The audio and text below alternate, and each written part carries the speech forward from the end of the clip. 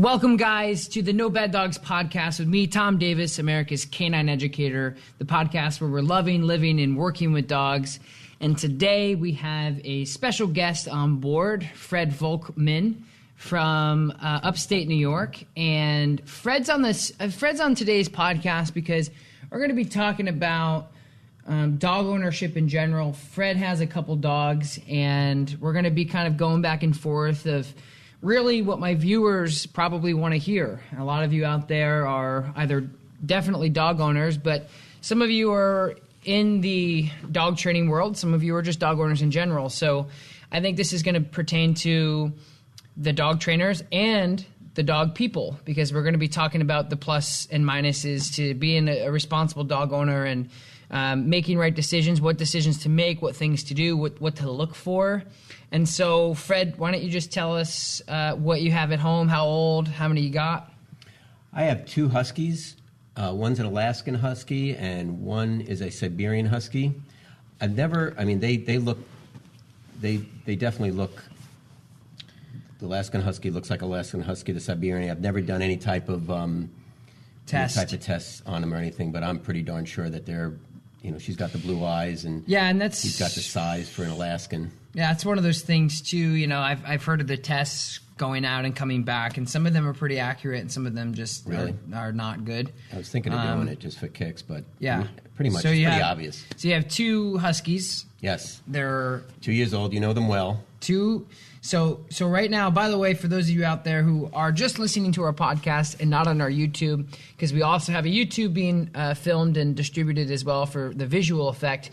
It's a Sunday. Last night I went to a marathon dance in my hometown, South Glens Falls High School. They do a marathon dance every year, and we raised $830,000 for people in the community. So anyway, I was out really late, helping with that and celebrating. And so today is a Sunday. We're lazy. We got a couple local beers on the table as well. EQX beer, Schmaltz. Albany. Yeah, we have some Schmaltz brewery. So anyway, we're having a couple beers and hanging out, and we worked some dogs earlier, and Fred popped in, and I think it would be a good opportunity to talk dogs with a pet owner, if you will.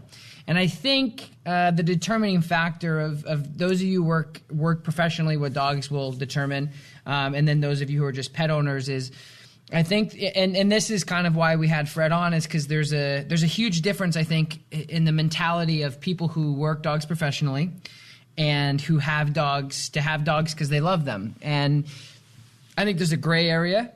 People right in the middle somewhere. Yeah, I think that that's kind of what extremes. Yeah, so our last guest was Tyler Muto, world-renowned dog trainer, and we talked really specifically about the dog training industry, the dogs that we work with. And today we're just going to throw it back and talk a little bit about just dog ownership in general to somebody who has dogs that probably has dealt with a lot of stuff that everyone deals with at home, whether you're a dog trainer or not.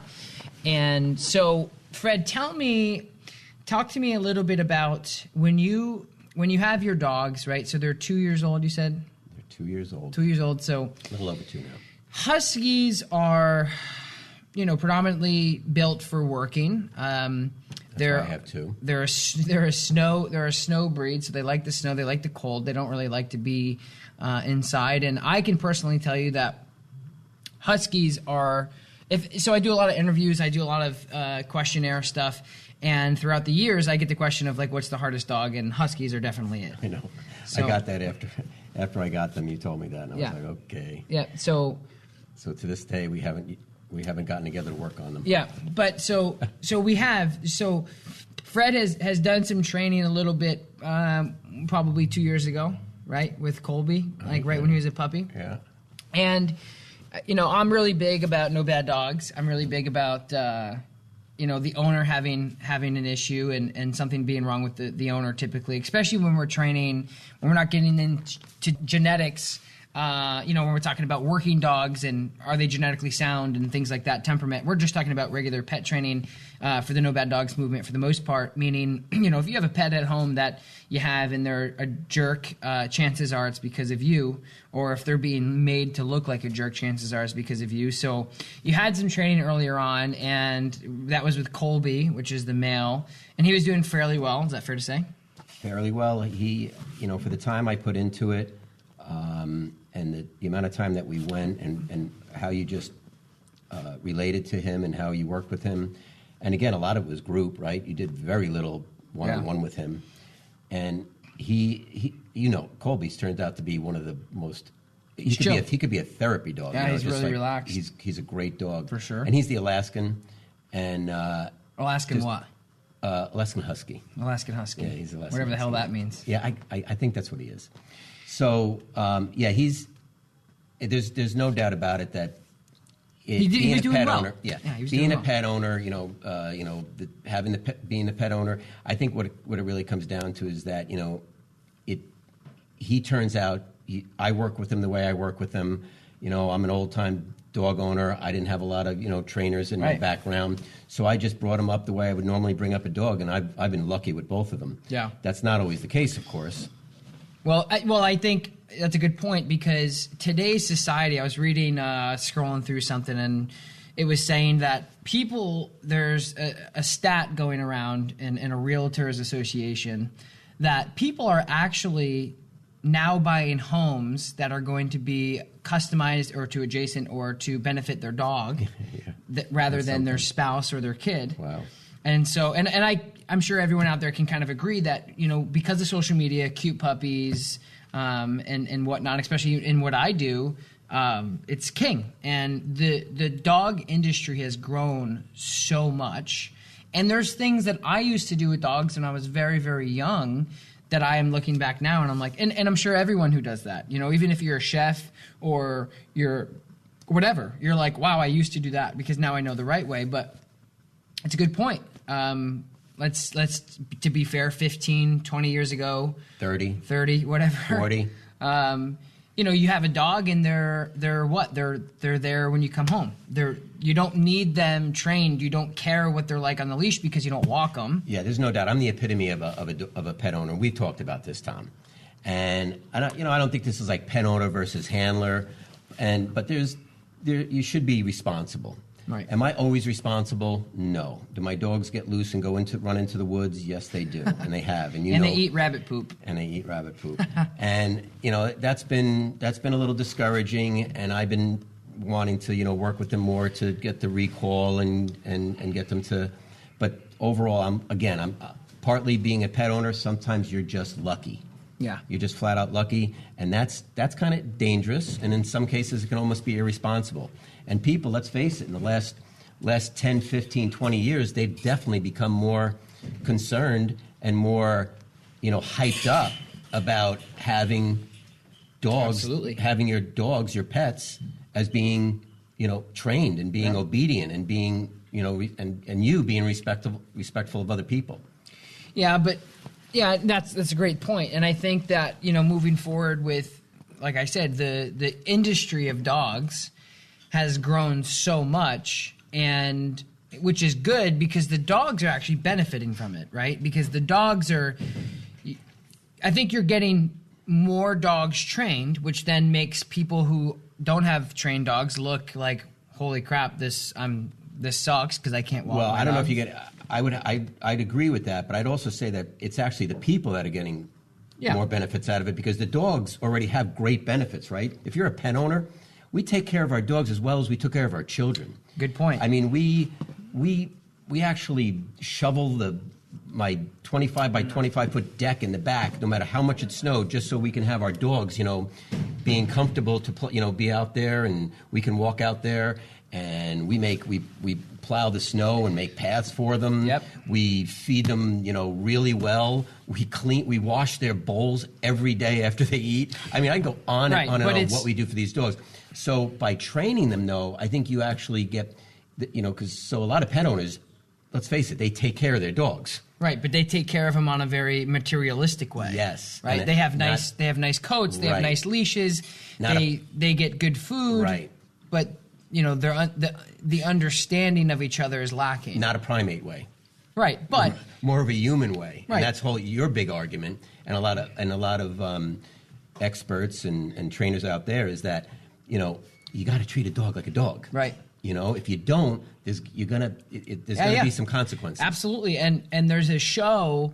I think it was on one of the Discovery Channel shows where it was like a dangerous in love type show where a certain person would have these dangerous exotic animals: lions, tigers, bears, hyenas, wolves. Yeah, wow. and the dangerous distractions, or it's something crazy like that. But anybody something out there, on Spike. if you know it, you know it out there. The old Spike channel. Exactly. And what it was is these people had these animals, chimpanzees, things like that. Oh, it could be Animal Planet. I love these things, right? And they had this. They thought they had this great thing because they had the nice enclosure. They were feeding them this. They were doing that.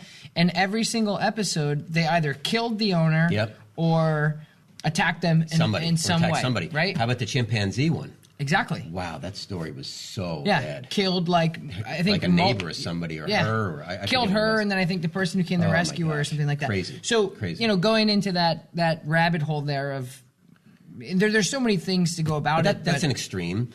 But totally. Dogs are very domesticated now.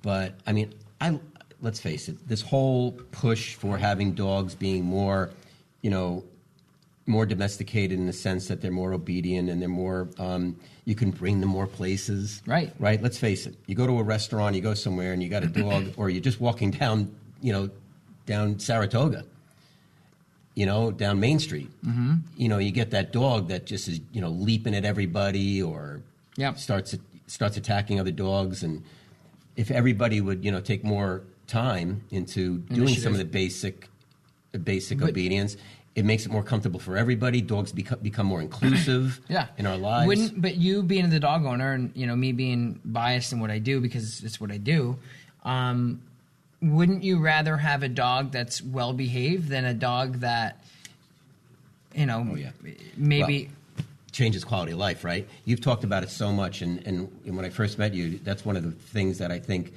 you found that really just stood out, and that is you.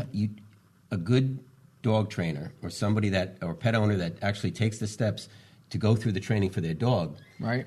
They bring a whole new quality of life to their home. It's a different understanding. Well, it's a different environment. When you have a well-trained dog in your house, it just, especially when you have a family, let's say of 3 or 4 or 5, and you have 1 or 2 dogs, if those dogs aren't trained, the whole dynamics is so different, right? Well, you're stressed, your significant other's stressed, your kids are stressed, your dogs are stressed. Your dogs are stressed. And the kids, they don't care. I mean, they're having a blast, they don't right? know. They don't know. They're just playing with them. They just think it's a dog. Yeah. But, I think that's one of the biggest things that you bring and your industry brings, your business. Your profession brings, is that it's just the quality of life to people who have dogs, and that is that's a really big deal because it affects people's work, it affects people's social life. Butterfly effect. It really is. Well, of course, like my dogs right now, my Thompson, he's hanging out and he's with us, right? If I had it, so like my dog, where is he? He's over there somewhere. Okay. But that's my point. Is like if you had a dog that wasn't trained, or if you had a dog that just had no. What do I do? Yeah. I love my daughter. She comes over now, and my 2 dogs love her, right? So they jump on her. Yeah. I know that's wrong. I know it's a big deal. And she all of a sudden is, why are they jumping on me? They shouldn't be jumping on me. I'm like, all right, Taylor, and I get that. And I actually want to teach them not to do that. And I can actually, taking the time to do it, I could probably do it because they're pretty good with sit and stay. Yeah. But they're pretty excitable dogs, especially when they see you, they see Taylor, they see whoever.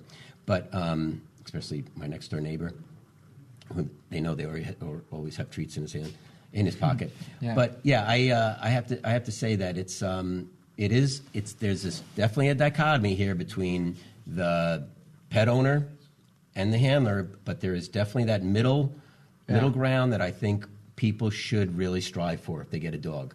I have but what does that mean? Well, give me a middle ground. I think what happens is, like, I know somebody just in Wisconsin, they just got a dog, right? Yep. And she said to me, she goes, hey, send me the videos, Tom, or where do I get those videos? Or YouTube, what should I do? / America's Canine Ed, by the way. So what do I do? So I sent one of them. I said, just follow, just go and get into these YouTube videos. I'm telling you, you'll learn a lot. And I don't know if she's going to do it. I don't know if she's going to take the time and really, but I'm going to talk to her more and say, look, and it'll be my little, good deed, to say, hey, look, really get that dog trained. Yeah. Take the time, take the effort. You might not have the money to do it, but at least try to. There's plenty of resources out in the web now. Yeah. For America's Canine Educator specifically to get your dog in a condition that your quality of life, your relationship with that dog, where you're going to be able to take him. Yeah, but I think as good as going to be is just going to be. Yeah, and I think it goes even a bit further, where you were talking about just get some education on your dog and do these things. But I think it'll give you that there's other options out there. People, like I said, like going back to what we started this conversation originally, is you get a dog.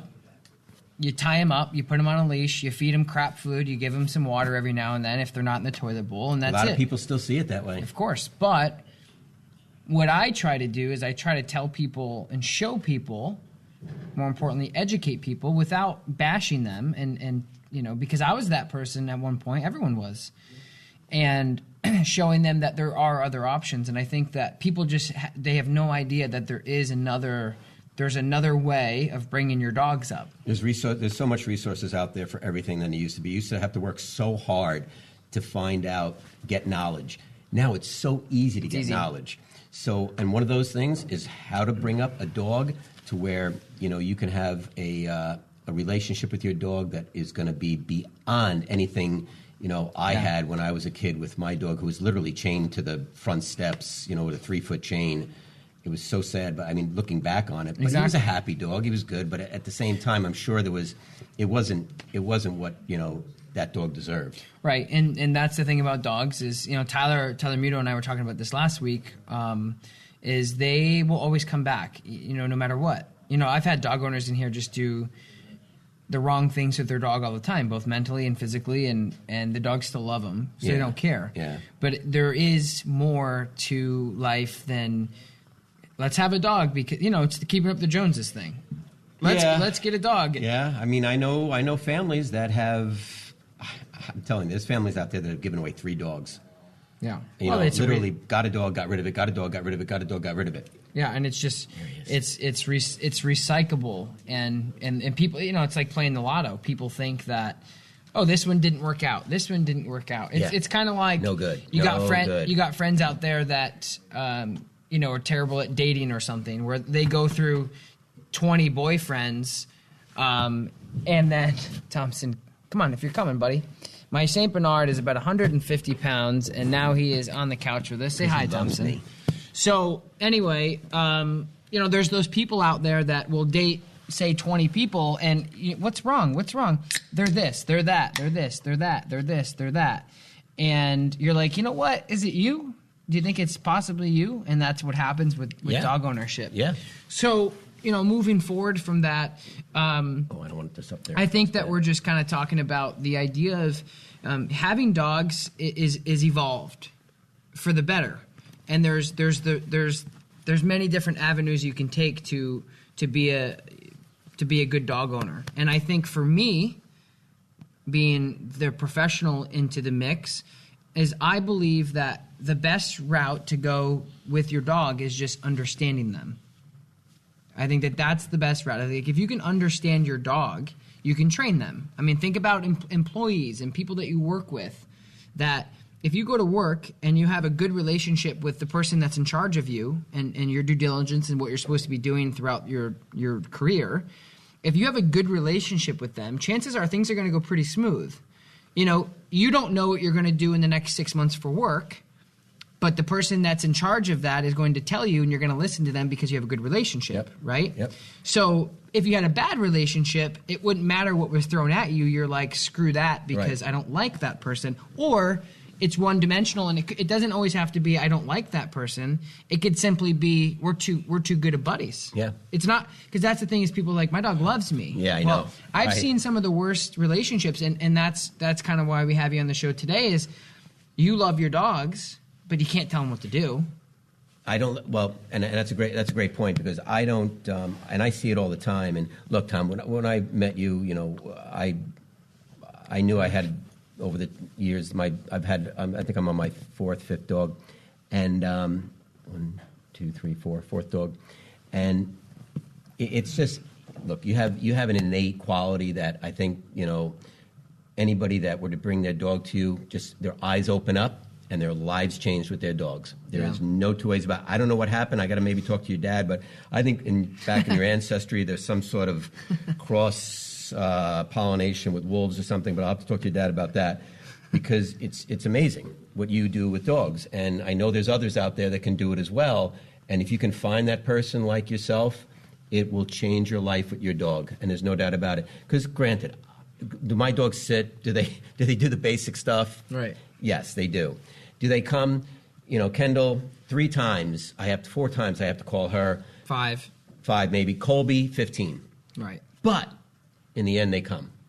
Now, I know you're going to get all kinds of comments on that. Like, oh, my God, what a terrible, dog owner. Well, let me tell you, I get it, and I want to do more with them, and over time I will. But there's also the plus side to that is I can congratulate you for actually having your dogs out doing something. Oh, all the right? time. So I would rather you go out with your dogs and do something with them and not have them come back to you rather than say, my dogs can't come back to me, so I'm going to sit inside with them all day. Yeah.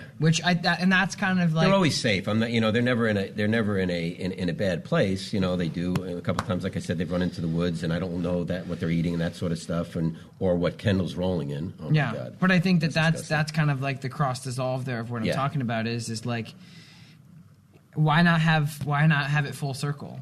Like, hey, I'm the dog owner that's going to bring my dogs hiking, swimming, camping, to go grab a cup of coffee. Why not?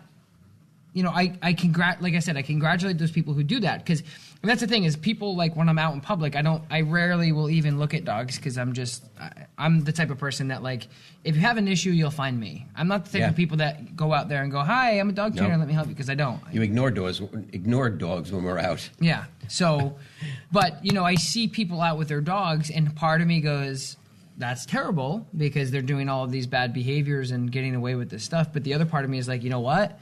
They're out with their dog. Yeah, so absolutely. I would rather you be out with your dog and not be able to recall them in some situations than you say, I don't want to bring my dogs out because they don't listen. And I think that's kind of like the conversation we're having. And you being kind of, the side of just being a pet owner who really hasn't done any training, that have 2 dogs that probably need training and that you want training. But what are some things that hold you back from reaching out to, and forget me, but... what are some things that hold you back? Knowing that I may not put the time in to, take it to where, put the effort and time in that I should in order to get it to where it needs to be. Because it'll make you look bad if things don't follow through. Yeah, that's part of it. And I see what you can do, and I know that I don't have those qualities, but how to pass it on. It's just that you and I just Christine, we just don't spend as much time as we should. And again, I am the maybe a more typical pet owner.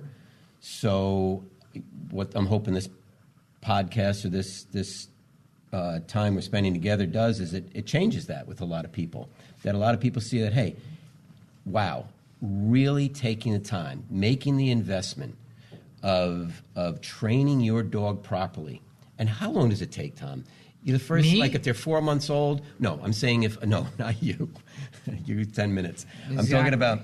I'm talking about if someone is to come in and do 3 months, 6 months. It's maintenance. Okay, I understand so there's maintenance after that. Let's walk through the consultation. Okay, you're the dog owner. You come in with Colby and Kendall, 2 huskies, right? Yes. And you say, "Here's my dogs. What do you think?" I say, and this is huge.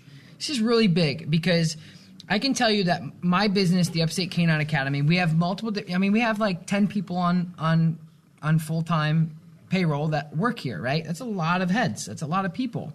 Some of them are trainers, some of them are daycare people, some of them are cleaners, and some of them are handlers, and whatever it may be. But the thing is I've been doing this like 8 years, maybe a little bit more, 7 days a week. This is a Sunday. I'm here. This is what we always do. Earlier we worked some protection dogs with a bunch of people who really don't know what they're doing, but they helped out anyway. And they're in the room, so I'm just kidding, guys. And you'll take anybody that'll bite. Yeah. So, but or get bit. No, really though, when people come in, here's what I get all the time, and this is for my dog trainer homies out there, and this is also for the dog people who may want to get their dog trained. Here's what to do and what not to do. And when you find a consultation, like our consultations are free. And a lot of times it's filling out paperwork. It's you coming in, you giving us your information, shot records, etc., things like that. And then after that, it's really about how much time do you want to spend. It's not really about the dog. And a lot of people come in and they get offended because I don't do many consultations anymore. And I know that we talked about this before. Yep. The girls because Taylor does, right? Yeah, it's becoming to a point where people just want to show me their dogs and get my expression. What do you think? And I'm like, I don't know what to tell you because I've helped so many dogs, and I can statistically say that I can 100% help you. Yes. Without a doubt. Yeah. But it's up to you to put in the time, which is what we're married. And that's what you're just stressing exactly what I was saying is I know me. I haven't put in the time. Will that change? Now they're 2 years old. I'm really seeing a lot out of them. I'm enjoying these dogs. My kids are grown, so I'm spending more time with them. And so I probably will. In fact, we'll talk about that after the podcast. But I honestly, you're exactly right that I know it's me. Right. It's not the dogs. But let me walk you through, the second. I have to put the effort in. The dogs have to put very little effort in. So, and that's like we're to a point now where, like I said, we sign up probably sometimes 2 to 3 dogs a day, Monday through Friday, sometimes Saturday, right? And, over the years, I get burnout because people come in thinking, what do you think of my dog? And I'm like, and it sounds rude and pompous maybe, but I'm like, it doesn't matter about your dog. Right. Like it literally has nothing to do. And they're looking at me like I have 8 heads. And some people come in knowing the work that I do and they trust me and they just... But it's like any other profession. Like I'm in sales, I sell equipment. I get the same responses over and over and over again. So right, how much is you get the same what can we cut money? Yeah. Do I need this? Right, how long is it going to take? Yeah, is it going to work in this app?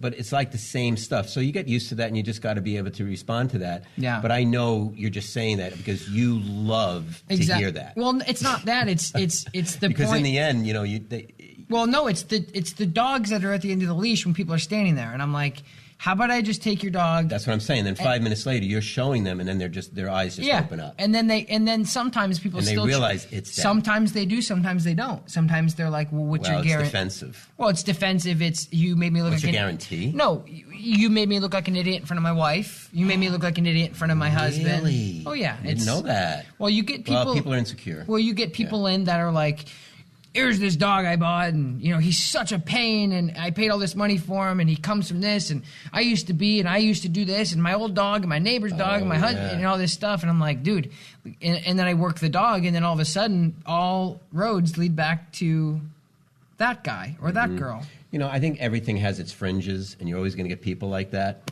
Yeah, I think doing this type of. Yeah, but sometimes the point is it's so blatantly clear. And I'll tell them, I said, I can get your dog to do anything you want. Like within the next half an hour. Yep. And again, that's statistically like I've done it. Yep. And we're talking not behavior modification. We're talking dogs that pull on leashes, jumping. But again, that's a lot of times that's people that really aren't looking for. You're right. They're not. What's the word? They're looking for an escape, but they're also looking for me to say, oh, this is why. Yeah. So they want to come in and point at the dog maybe rather than them. And they want to give me all this money. Yeah. And trust me, like we're in the business to help dogs. And you can ask, any of the managers that work here that do the managing portion of the things. I never take money because I forget, because it's not about that for me. And so when people come in, I'm just like, do you focused on the dog? Yeah. Do you realize they're literally about to either kill the dog, they're about to get divorced, they're about to just give it away, and then who knows what happens. And tears are rolling down their face, and they're like, I love this dog. And again, we're talking about a regular consultation here. Can you imagine just giving? A lot of these dogs have been in these families now. 3 months, 6 months, a year, right? Years, sometimes 8 years, and they're ready to give them away. Can you imagine that dog? But it's. I mean, I know they're an animal, but at the same time, it's just that's got to be. It's such a depressing story. Yeah, it's tough playing. It's tough playing my position sometimes, because sometimes it comes down to just straight therapy, just family therapy. Yeah, and I'm like, well, there's obviously a big disconnect between you and your kids, and you're this and you're that, and I'm like, do you guys seriously want this dog, or do you want to go to a professional that maybe you didn't think that I knew what I was doing and I was going to say there's no hope? Yep. Or do you guys really want to keep the dog? And that's the consultation process. And so, when people like yourself come in, hey, I got 2 huskies and they don't know squat, and it sucks because I can't walk them because they pull. They don't come back, so you can't bring you can't bring them places, right? And so people ask me, how much time do you think it's going to take? How much? And I said, and I said what I said. Right? Yeah, but I said what I said to you earlier. I said, how much is it going to take me? And I'm honest with him. I said, I can get this done right now. We'll do it right now. But what I'm going to, I had a couple come in Friday, because we didn't do anything yesterday because of the marathon dance. But I had a couple come in Friday, and they said, my dog does all these things. And it's a typical day, And I whipped the dog in the shape with a little leash pressure. They picked their jaws up off the floor, and they were like, how did you do that? And I said, because I know how to create the relationship with the dog. Immediately. And so, but they always think train. It's going to train, it's going to train.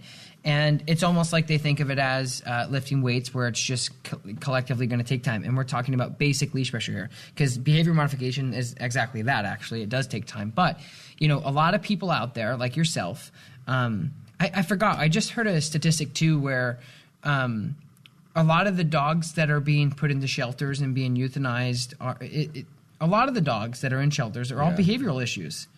They're all behavioral issues. People, it's crazy. I mean, why else? Well, I guess sometimes it's financial, sometimes it's. But I think that. That makes sense. And don't get me wrong, there are people in that just say, "What do I need to do?" and they get it done. They do, which is which is great. But anyway, going back to our consultation process is, when people bring me in their dogs, here's what not to do. Don't tell us about the dog you had before. Yeah.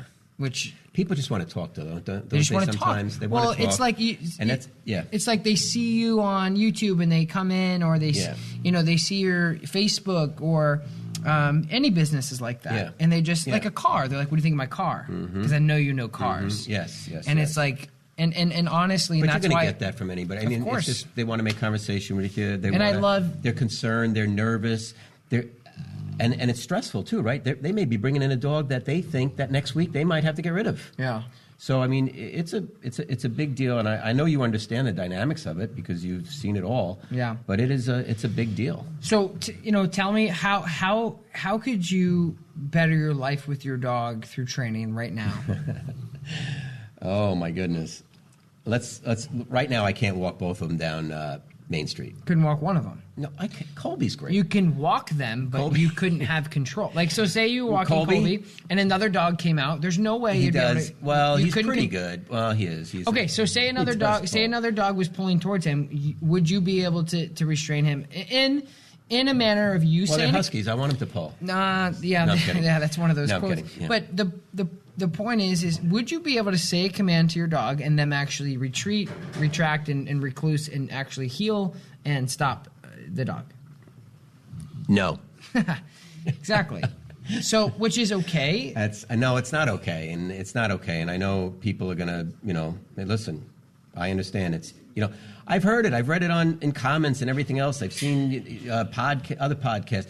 You're irresponsible if you don't do those things. Hikers, is a big deal about hiking, right? Hikers, I love taking my dogs on a hike. And our last dog, we could literally take him on a hike. There you go. There you go, guys. My last dog. Yeah. There it is.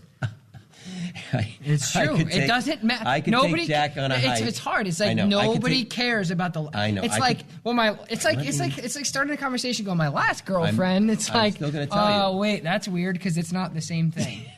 It's so different. I know. That's my point here, guys. But my point is that I want to take my dogs on a hike, and I think that's one of the main reasons. You know, Christine, my wife's a big hiker, and having a dog on a leash when you're hiking is just really no fun. That's brutal. It is brutal. It's like, except it's kind of nice with the Huskies because they kind of pull you up like, right. Short breams and stuff like that. But I just to go with a dog on a hike loose.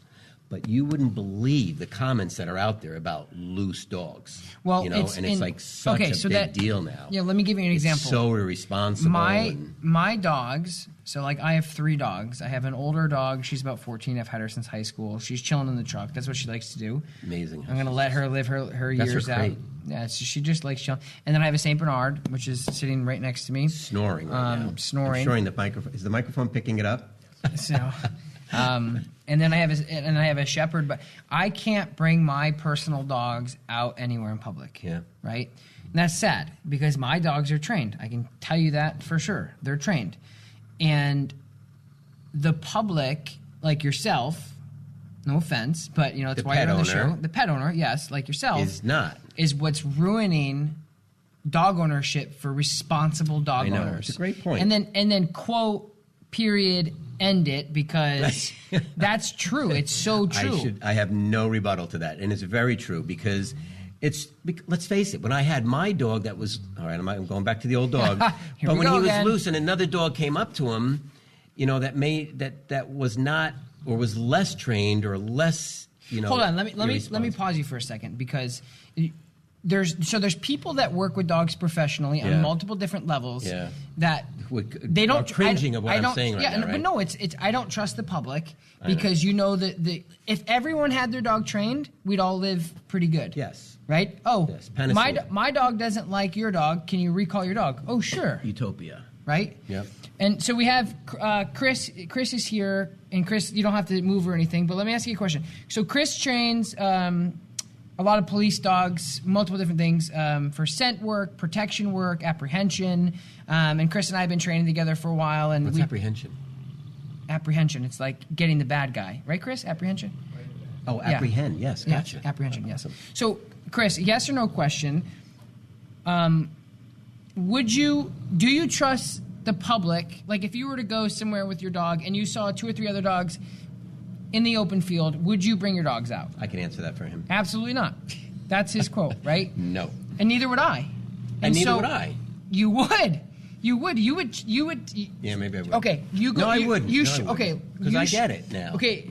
No, let me ask you a question. You go to a field, and you're like all jacked up to get your dogs to a field to run around, and you see the other dogs, you're going to let them out. He hates heat. But if something happens, shame on who? Who knows? Right? Well, really, both of us, right? Yeah, of course. Because the pet owners. Well, yeah, it's true because no, I know, and that's one of the reasons we're having this today, right? Right. It's not a combative thing, pet owner versus handler. It's more education, right? I mean, I don't think people. Again, I'll reiterate. I don't think people realize how wonderful they can improve their life with their dogs if they take the time and effort to train them. But let me rephrase. Just everything was great. Not over the top. No, it's not even train. It's just understand.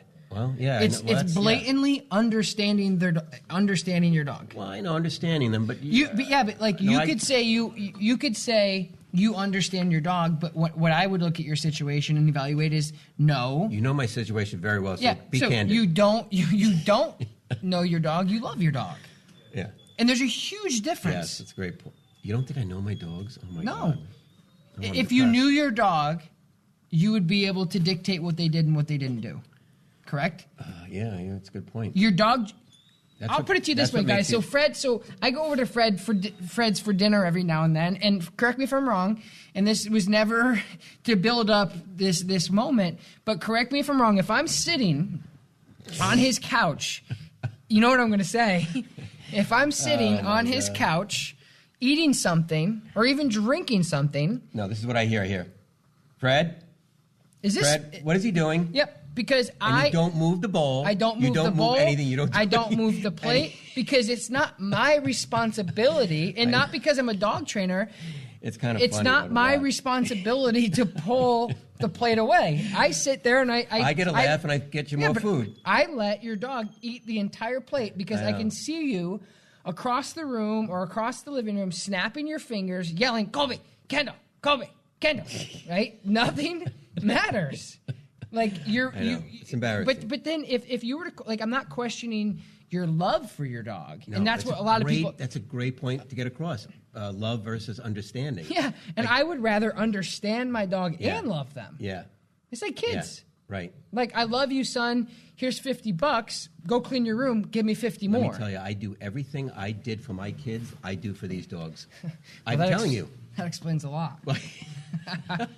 No, I'm not kidding. Everything I do for my kids, from right, look, they go to school, right? They go to daycare. Okay, but yeah, exactly. But let me ask you this: I feed them raw. If your dog, Fred has like a Long Island accent that's weird. So if your kid, let me ask you this: if your kid, okay, this is perfect. Ready? This is going to be one for the books, and you walked right into this one, by the way. Mm-hmm. If your kid, okay, your child that you're responsible for, walks across a busy street, and they come, say they're 5, and they come back and they can comprehend things, you're going to rip them a new one, right? Correct me if I'm wrong. Yes. What would you say? What would you say to your child if they walked across a busy road? First of all, they speak English. Okay. That helps. Okay, but they understand what you're saying, correct? Yes, I know this is a metaphor. And you would let them know. Yes. What would you do? I would tell them they were wrong. And this is how you do it, or this is what you do. Right, and the consequences that could happen, maybe. I would spank them. Yep. Right. No. So. No, I wouldn't. But let me ask you this. Maybe I did. I don't think. Let me ask you this. Say you have a 6-month-old puppy, Colby and Kendall, or even their age now, and they ran across the street to get to another dog. What would you do then? After you caught them, after 20 minutes of chasing them, what would you do? This is going to be kind of ironic, but I'd say bad dog. Right. And you said no bad. And your whole premise is no bad dogs. And they'd look at you and go, "Where'd you come from? And do you have any food? And why are you here?" Right? So that's my point. I know. Is like and I don't have kids, but like our parenting, I see parenting all the time in dog training or in the dog world. Yeah. And I ask that same question, many times in many different ways, but you kind of walked into that one there. You would ream your child out for spitting or biting the principal. Oh, yeah. Or running across a busy street. But when you get your dogs back, you feel the same. Like, I'm not taking that away. You feel the same, like, happy that they're alive, happy that you ducked out of a huge vet bill, happy that you didn't see your dog get crushed and blood all over the road, which I've seen. You're happy about that. But then when you go to reprimand them, what the hell are you going to do? If you hit them, and Fred doesn't, but there's people out there who just kick their dog and they're like, "Why the hell did you do that?" If you yell at them, they have no idea what you just did, right? So, Tom, today, just being outside, I was, like I said, I was shoveling the deck from leftover snow from this week, and they were out, they were playing, and they were really being good. It was time for them to come in, and I realized, because I knew what was coming on today, and I'm sitting there having a conversation with these dogs. Right. And I'm saying, "No, don't eat that. Get up here. No, stop digging." I mean, just on and on. I'm having conversations with them. Right. And I'm realizing, oh my gosh, if I just had those, those commands, single command words, and maybe the e-collar, and all would be good. But a lot of times, let me ask you this. My neighbors must think I'm nuts. Right, because you run around and talk to yourself. And I think I said that in one of my podcasts. Yeah, because I'm up on my deck. They're down there. And, it really does look like I'm talking to myself. Yeah. Which is okay. Yeah, I want them to think I'm crazy. I said that in one of my other podcasts about I went to the bank, and I had actually him out, out the window, Thompson. And she goes, "Oh my God, you're so cute." And I looked at her and I said, "That's a bit pushy." And she asked me if, and all this stuff. And she goes, "Oh no, I was talking to your dog." And I was like, "Well, that's weird because my dog doesn't speak English." Yeah, right. Yeah, that's a great point. Yeah, idiot. Yeah.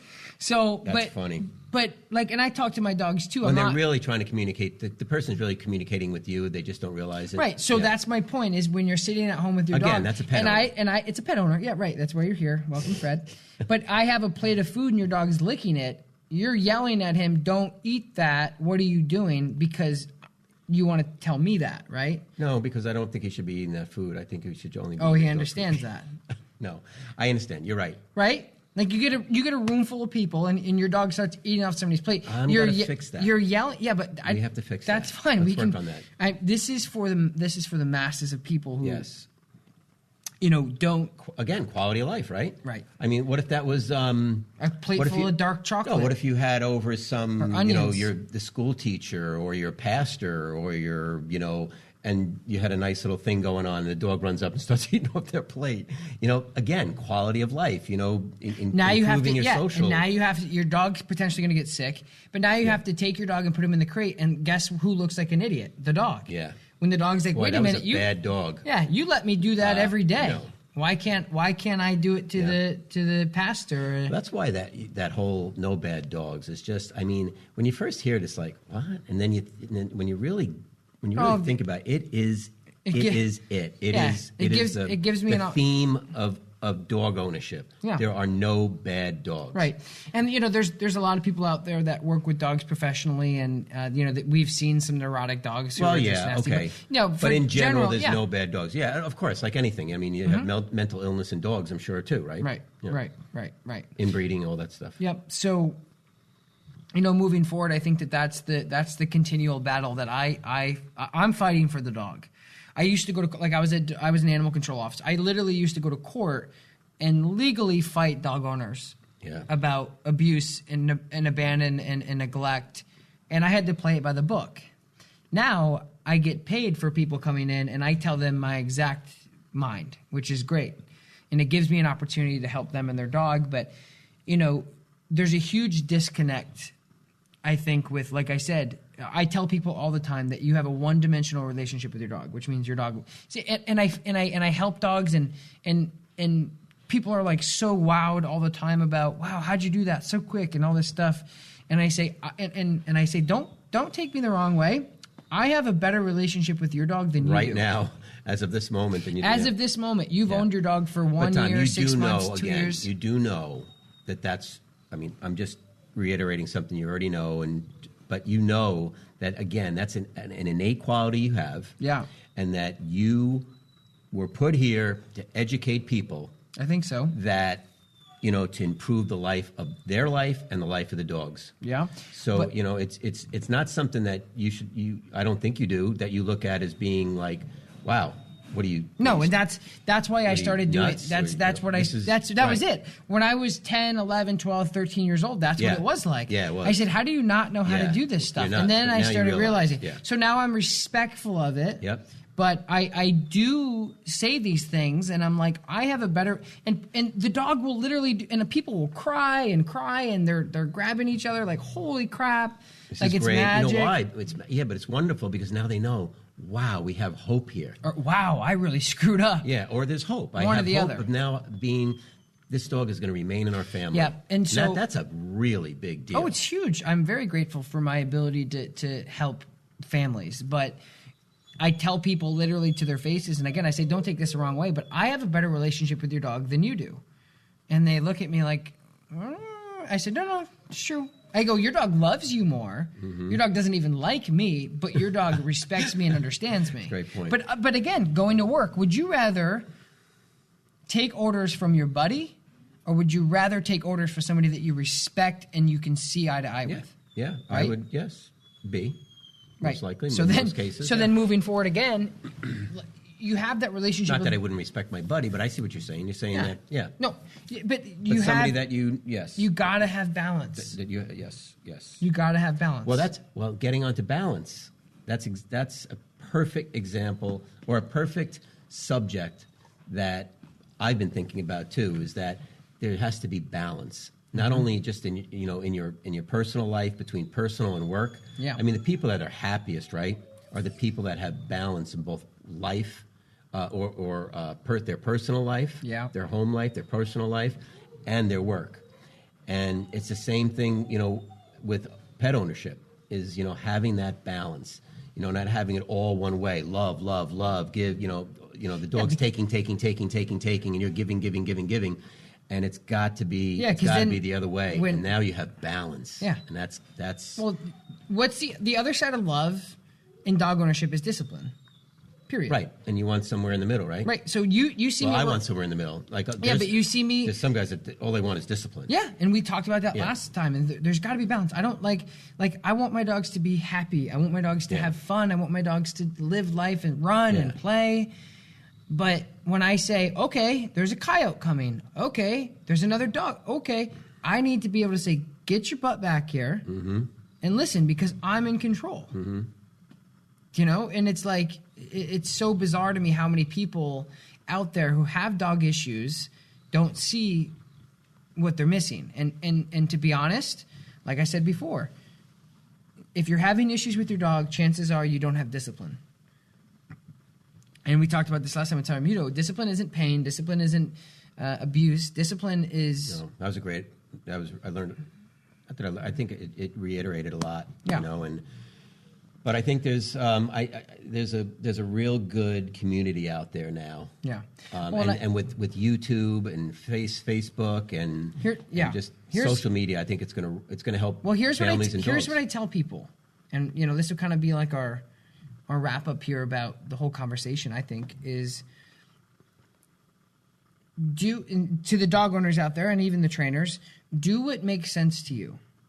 I've had people come in there like, my older trainer told me to shake a can of rocks at them when they did something. I'm like, does that freaking make sense to you?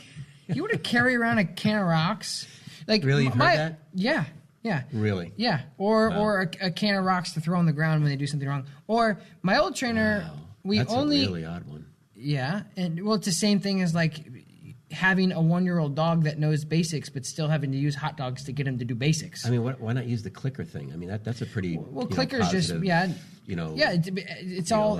it's all great. But I know it's the same thing of like when people come in and they say, I work their dog here, and I say, Fido, sit, and they look at me, and I say, sit, and they look at me. And I go to the owner and I say, okay, well, your dog doesn't know sit. So, and they go, oh, whoa. And they're scrambling. Trying to prove that they No, they're looking for food, right? Oh. And so they go, look. And I go, okay, guys, this isn't my first rodeo. Yeah. I know what your dog will sit for, but your dog doesn't know the command or the behavior sit. Yeah. That's an issue. Yeah. Right? And so I see it all the time. Yep. And I'm like, you need to reevaluate your relationship. Your dog is only working for a third-partied currency, and it's not you. I gotta tell you something. It's not you. That's good. Yeah, that's true. And so that's what happens a lot of times is people and that's the thing is like your first thing is like if I told you, Fred, get your dog to sit. And you couldn't, the first thing you'd reach for is food because you know that they would do it for food. What's interesting is that doesn't help in the situations that you really need them to sit, where you really need them to come, where you really need them to recall. What if you don't have food? What if they're 40 feet away from you? So understanding your dog and going to that extra. Your core relationship is huge, and that's taking that extra effort.